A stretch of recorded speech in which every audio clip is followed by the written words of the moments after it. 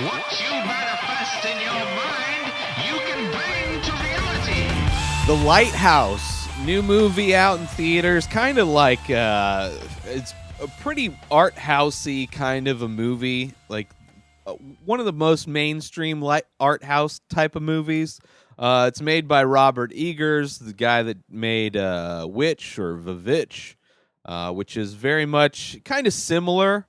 That one being a little bit more of a horror movie, where this one definitely has horror tones to it. It's a very tragic, very desperate movie, mixed with like very hallucinogenic, kind of just a trippy type of a movie that dares to say alcohol is a hell of a drug. It's about two guys who are manning, whose job it is to be the lighthouse keepers off on some like tiny little island off the coast of New England, set back in 1890, which the movie Witch, his previous movie, was a period piece as well.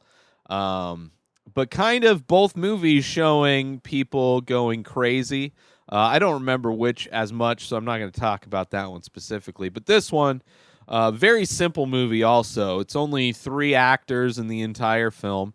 You have mostly it's Willem Dafoe and Robert Pattinson, but then there's also, during one of the hallucinations, there's a Valeria Karamanar. I'm horrible with names, people. I'm sorry, but she's in this movie for a very small bit. But it has to do with, I mean, there's 2 lighthouse keepers. Willem Dafoe's kind of the guy that's been there the longest. He's like older, he's grizzled, he's kind of the leader, the alpha, and then Robert Pattinson is there. He's the young guy replacing somebody else that went crazy. And it's a very simple film about 2 people slowly going crazy, or maybe just one of the 2 people. Beautiful film, black and white. It has the 4:3 aspect ratio, so it looks like a square on the screen, but really lends itself to like that old timey feel. Just being in black and white, and just it's gorgeous the way they filmed it. I mean, they filmed it. It looks so much like the grain and the contrast and everything. It really has that old timey kind of a feel, and it's with the storm and the lighthouse, and just like seeing what it would be like to have to exist in a setup like that, where it's the lighthouse setup where they have like their living quarters, and it's just like this disgusting way to live. And you add alcohol to that mix of just like isolation, desperation, like crazy weather conditions, and then of course mixed with the idea that support and help is supposed to come at some point, and then that doesn't show up.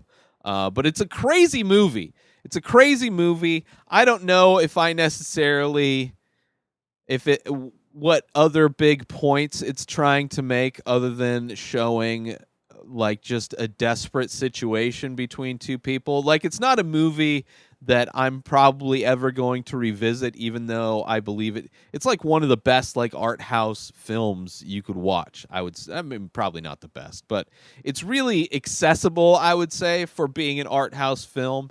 I mean, the hallucinations, I kind of understood, because they were hallucinations that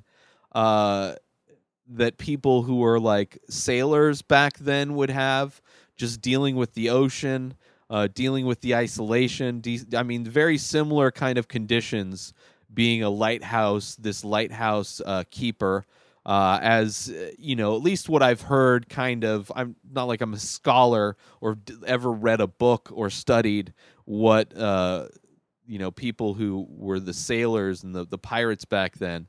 But there's always like, mermaids were a hallucination because they saw, manatees out in the water, and they had been away from women for so long. It's just they're desperate, like dudes just like desperate for s- the other sex, unless you're, I'm sure there was a bunch of gay pirates too, but for the straight, the sailors back then who identified as a male, a heterosexual male, they would have hallucinations, and I'm sure everybody, it's just like crazy situations, where desperate times your brain kind of just starts creating these different things. So you see like those, of course there's the mermaid. Spoilers, I did mention a third actor in this movie.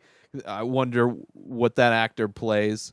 And then birds are one of the main characters, and there's the whole, this movie has, without going, like, you could take this premise and you could inflate it to like a Disney version of this would be like the Pirates of the Caribbean, like, or you could distill it down to what this movie is, where it doesn't overly explain anything. You're showing up in this movie the first day of Robert Pattinson's character showing up to replace the other guy.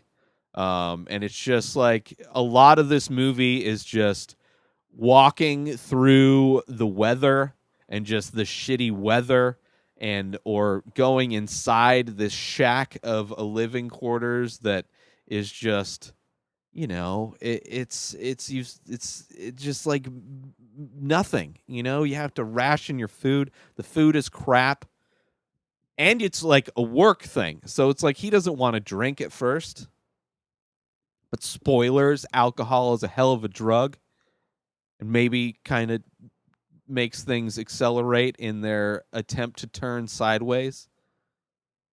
But I like this movie. I did. I thought, ending pretty much, there were things about this movie that were never explained, like the hallucinatory stuff.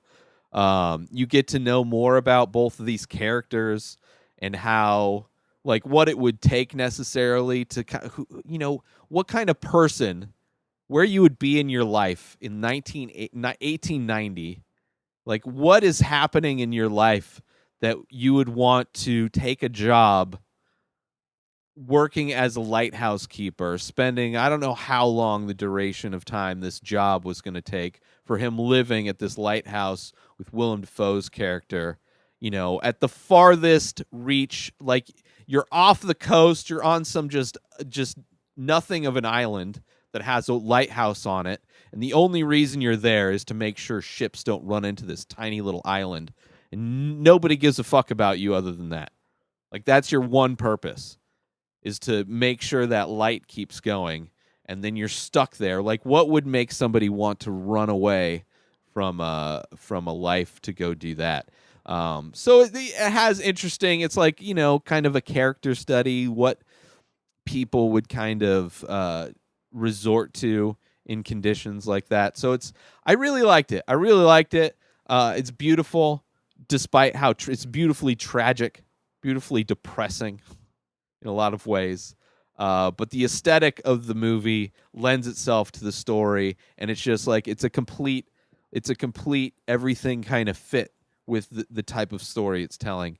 And I'm glad I got to see it, because it is one of those movies where it is a lot like an art film, like something like a really well-made movie you would see at a film festival, and then maybe a theater or two would carry it, which, a theater or two carries it, but thankfully Regal had it, and I'm a Regal Unlimited member, so I was able to catch it. And great performances, too. I could see either one of these guys nominated for something. Willem Dafoe, probably one of his best roles, I would say. But yeah, that's it for The Lighthouse. Go check it out if you get a chance, or check it out when it comes out. It's an interesting theatrical experience because it is filmed in like a smaller aspect ratio, but it's still beautiful. Like, what's in that frame is very beautiful. So go check it out. Interested to see what Robert Eggers does next. New episodes of The Ray Taylor Show come out every single day. Subscribe on IGTV, YouTube, and everywhere else podcasts are found. Go buy my artwork over at inspireddisorder.com and save 25% when you use coupon code RTS. Follow me on social media at Ray Taylor. Have a wonderful day, everybody. Peace out!